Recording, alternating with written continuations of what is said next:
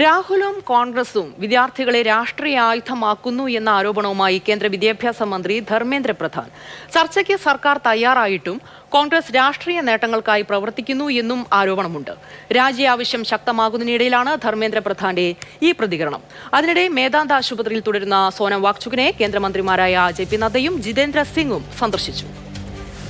B Balagopal ചേരുന്നുണ്ട് കൂടുതൽ വിവരങ്ങളുമായി. ബാലു, ഈ CJPയുടെ പ്രതിഷേധം അത് ഏതാനും ജൻസികൾ നടത്തുന്ന പ്രക്ഷോഭമായി മാത്രം കണ്ടിരുന്ന കേന്ദ്ര സർക്കാർ ഇപ്പോൾ കോൺഗ്രസ് കൂടി സമരമുഖത്തെത്തുന്നതോടുകൂടി കടുത്ത പ്രതിസന്ധിയിലായിരിക്കുകയാണ്. ആത്മവിശ്വാസം കൂടി ചോരുന്ന പശ്ചാത്തലത്തിലാണ് ധർമ്മേന്ദ്ര പ്രധാന്റെ ഇത് രാഷ്ട്രീയ ആയുധമാക്കുന്ന നിലപാടാണ് കോൺഗ്രസ് സ്വീകരിക്കുന്നത് എന്നുള്ള ഒരു പ്രസ്താവന പോലും പുറത്തുവരുന്നത്.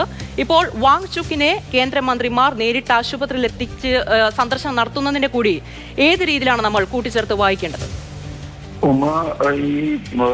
ഇപ്പോഴുണ്ടായിരിക്കുന്ന ഈ പ്രതിഷേധ സമരങ്ങളിൽ ഏറ്റവും പ്രധാനപ്പെട്ട ആവശ്യമായി ഉന്നയിക്കപ്പെടുന്നത് ധർമ്മേന്ദ്ര പ്രധാന്റെ രാജിയാണ്. ആ പ്രതിഷേധ സമരം ശക്തമാകുന്നതിനിടയിലാണ് ധർമ്മേന്ദ്ര പ്രധാന്റെ ആദ്യ പ്രതികരണം ഈ വിഷയത്തിൽ ഇപ്പോൾ ഉണ്ടായിരിക്കുന്നത്. കോൺഗ്രസിനെയും രാഹുൽ ഗാന്ധിയെയും കടന്നാക്രമിച്ചുകൊണ്ടുള്ള ഒരു നിലപാടാണ്, ഒരു അഭിപ്രായ പ്രകടനമാണ് ധർമ്മേന്ദ്ര പ്രധാൻ ഇപ്പോൾ എക്സിൽ കുറിച്ചിരിക്കുന്ന അഭിപ്രായത്തിൽ രേഖപ്പെടുത്തിയിരിക്കുന്നത്.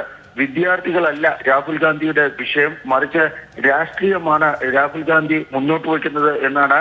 രാഷ്ട്രീയ നേട്ടത്തിന് വേണ്ടിയുള്ള നീക്കങ്ങളാണ് രാഹുൽ ഗാന്ധി മുന്നോട്ട് വയ്ക്കുന്നതെന്നാണ് ധർമ്മേന്ദ്ര പ്രധാൻ ഉന്നയിക്കുന്ന പ്രധാനപ്പെട്ട ആരോപണം. ഏത് ഇപ്പോൾ ചർച്ച ചെയ്യാൻ സർക്കാർ തയ്യാറാണ്, അക്കാര്യം കോൺഗ്രസിനെ അറിയിക്കുകയും ചെയ്തിട്ടുണ്ട്. പക്ഷേ വിദ്യാർത്ഥികളെ രാഷ്ട്രീയ ആയുധമായി രാഹുൽ ഗാന്ധിയും കോൺഗ്രസും എടുക്കുന്നതാണ് ധർമ്മേന്ദ്ര പ്രധാൻ ഇതിൽ ഈ എക്സിൽ കുറിച്ചിരിക്കുന്ന ഈ അഭിപ്രായത്തിൽ ചെയ്തിരിക്കുന്നത്.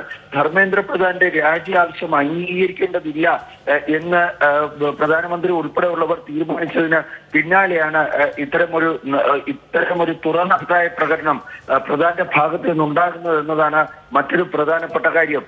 ഇതിനിടയിലാണ് നിലവിൽ മേദാന്ത ആശുപത്രിയിൽ കഴിയുന്ന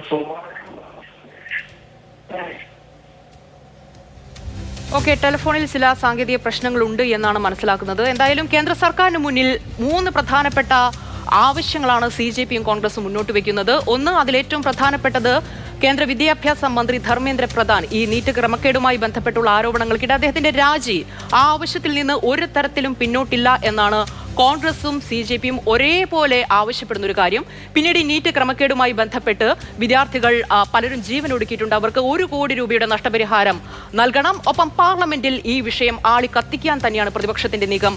അത് ചർച്ച ചെയ്യണമെന്നുള്ള നിലപാടാണ്. പക്ഷേ ഈ കാര്യം ചർച്ചയ്ക്കെടുക്കാം, പക്ഷേ ധർമ്മപ്രധാന്റെ രാജി ആവശ്യം അത് അംഗീകരിക്കാൻ കഴിയില്ല എന്നാണ് കേന്ദ്രത്തിന്റെ നിലപാട്. അപ്പോൾ എങ്ങനെയായിരിക്കും ഇനി സമരമുഖം അത് കൂടുതൽ ശക്തിപ്പെടുക? ജന്തർ മന്തർ ഇനി ഏത് തരത്തിലായിരിക്കും കൂടുതൽ സംഘർഷഭരിതമാകുക എന്ന് നമുക്ക് കാത്തിരുന്ന് തന്നെ കാണാം.